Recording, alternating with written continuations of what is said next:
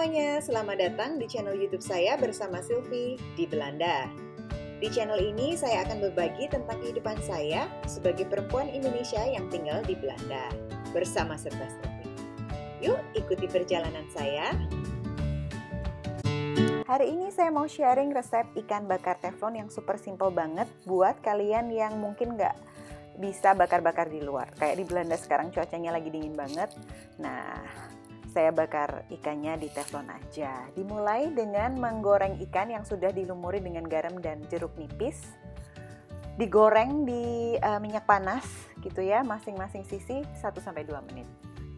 Nah, bekas tadi jeruk nipis yang buat ngolesin permukaan ikan, saya pakai lagi nanti untuk mengoles ikan bakarnya, ditambah dengan margarin dan bawang merah dan kacang tanah yang sudah dihaluskan. Kalau nggak punya kalau malas ngegoreng kacang tanah sendiri, bisa pakai peanut butter.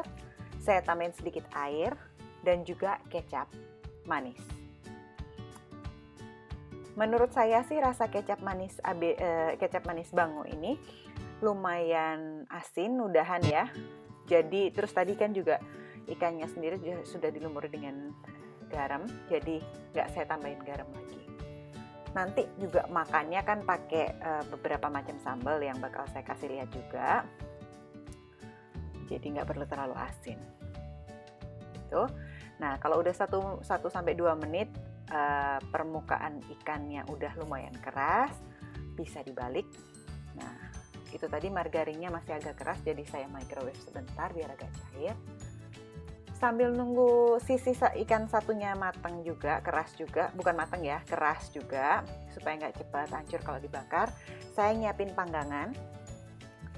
Kalau yang punya grill pan bisa pakai grill pan, cuman saya punyanya cuman teflon yang datar gitu aja, jadi ya saya bakar di situ aja. Nah, itu kayak kalian lihat ya, ikannya sendiri sebenarnya belum matang dalamnya. Jadi tujuan penggorengan tadi benar-benar cuma membentuk kulit ikan yang agak keras supaya nggak gampang hancur. Itu kita bakar. Apinya lumayan gede tapi nggak segede pas tadi ngegoreng. Sambil kita tunggu ikannya matang, kita bisa nyiapin pendamping. Nah, pendampingnya ini kalau buat saya ala ikan bakar Makassar gitu, ada 3 macam. 1 saus dan 2 sambal. Saus yang pertama adalah saus petis, campuran kacang tanah yang sudah digoreng, petis dengan perbandingan 1:1, misalnya 1 sendok makan kacang tanah goreng sama 1 sendok makan petis. Dicampur sedikit air. Airnya seberapa banyak tergantung kekentalan petis. Kalau petisnya ini tadi kental banget, jadi saya pakaiin kurang lebih 3-5 sendok makan air. Diaduk sampai rata. Gitu. Jangan lupa juga sesekali nengok ikannya. Ini tadi ikannya udah matang. 95% matang. Jadi mulai saya oles di satu sisi. Tuh. Terus bentar lagi saya balik buat dioles di sisi satunya juga. Sebanyak apa olesannya ya tergantung selera ya. Ada yang suka ikan tuh masih kayak kecapnya berasa manis-manis gitu. Jadi cuman kayak lengket-lengket dikit. Kalau di keluarga saya sukanya ikan yang cenderung gosong. Karena menurut kami tuh aromanya jadi keluar aroma ikan bakarnya gitu. Nah, jadi dioles di kedua sisi. Mau diulang berapa kali terserah gitu. Kalau saya pokoknya sampai kurang lebih olesannya tuh habis, kurang lebih 3 kali oles di masing-masing sisi ya.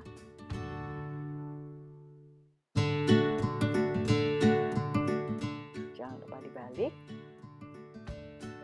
Nah, jadinya kayak gini nih yang udah dioles 3 kali. Saya sajikan dengan daun mint karena di sini adanya daun mint, maksudnya buat pengganti ini ya, daun kemangi. Sama lalapan sesuai selera. Saya ada timun, mangga muda, dan jeruk nipis. Sausnya seperti saya bilang tadi, saus pendamping atau sambal pendampingnya ada 3. Yang pertama saus petis yang udah saya tunjukin cara bikinnya. Yang kedua adalah sambal dabu-dabu ala-ala.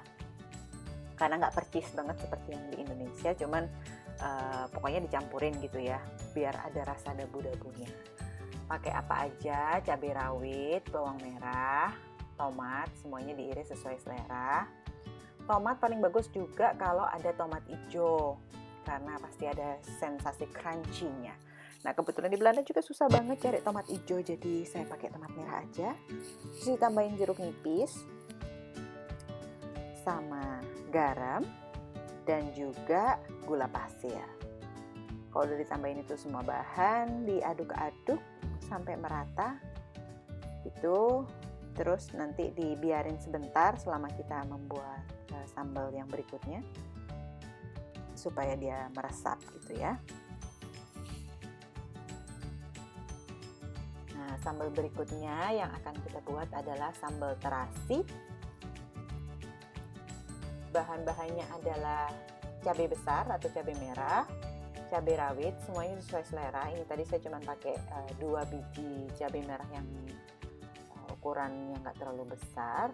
Terus pakai rawit kira-kira kayak 13 biji, ditambahin gula pasir, garam, dan tentunya nggak lupa terasi karena ini sambal terasi ya. Itu terus nanti dihaluskan.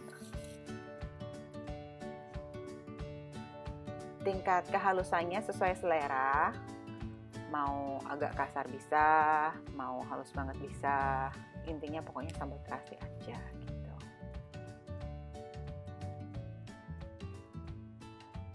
Nah, inspirasinya tuh dari mana? Ini tuh kita kalau pulang ke Makassar, karena suami saya orang Makassar, itu tuh penyajian di restoran tuh ada salah satu restoran yang menjadi favorit kita tuh yang menyajikan dengan 3 macam sambal ini.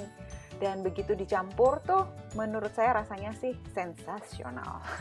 Jadi makanya dari situ kita setiap kali kalau ngebakar ikan, mau di luar kayak atau itu di dalam rumah, pakai teflon gitu aja, kita selalu pakai kombinasi 3 sambal ini karena menurut keluarga kami itu paling pas gitu kombinasinya. Maafkan kalau ada gangguan, ini tuh tangan anak saya, dia pengen ikut-ikutan juga ngerekam. Gitu. Kalau udah selesai dihaluskan sesuai selera, sambal terasinya boleh disisihkan.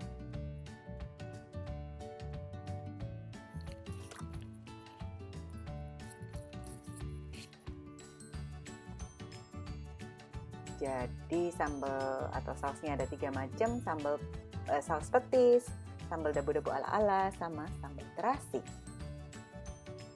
Tuh. Nah, cara makannya itu yang bikin unik. Semua itu dicampurin ya. Itu saya ngelihat juga dari orang-orang Makassar kalau makan di sana semua dicampurin gitu.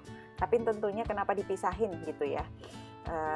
Kalau pada akhirnya memang harus dicampurin. Nah, itu kan karena sesuai selera. Ada orang yang lebih selera pakai banyak dabu-dabu, sedikit petis, banyak terasi dan lain sebagainya gitu. Kalau saya kurang lebih sama aja semuanya. Maksudnya perbandingannya sama. Saya campurin sedikit dabu-dabu, sedikit saus petis kacang, ditambahin jeruk nipis juga. Kalau ada jeruk limau lebih bagus. Nah, ditambahin juga sambal terasi. Nah, ini semuanya terus diaduk-aduk sampai rata. Terus ditambahin, kalau di Indonesia kan adanya ini ya, banyak banget dan gampang banget cari kemangi. Kalau di Belanda susah cari kemangi.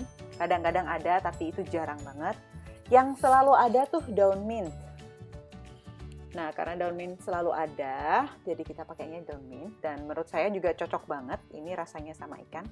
Karena daun mint kan seger gitu ya. Jadi pakailah kita daun mint. Demikianlah resep ikan bakar kali ini. Gitu cara makannya. Oke, segitu aja resep kali ini. Sampai ketemu di vlog berikutnya. Terima kasih sudah menonton. Sampai ketemu.